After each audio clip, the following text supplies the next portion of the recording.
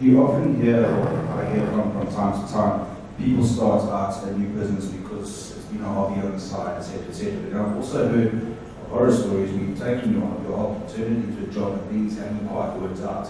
So if you sort of had that decision, I mean, what sort of concepts you take into account, or whether to turn your hobby into a job or a business?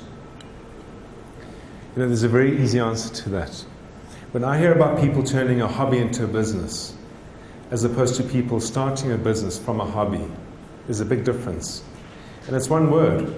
It's impulse. In the same way that Andrea started her business, she was driven by impulse.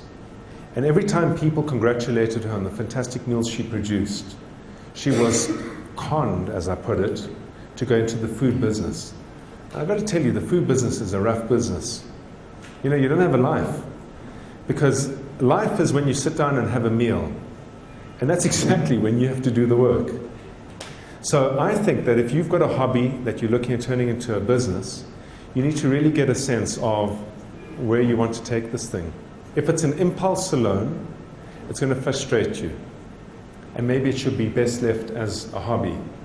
But if you are going to build a business or get involved in any business-related activity, which is where you risk capital, then I think you need to adopt a different mindset around that hobby.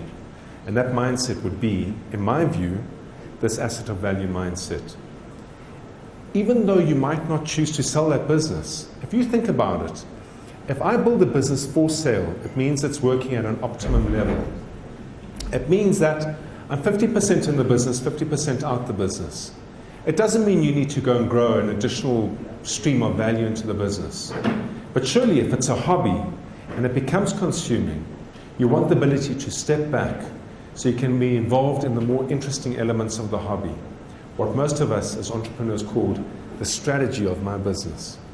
But if you need to be there 24/7, delivering consistently to client need, it doesn't matter what hobby you're running, it becomes a real pain after a while.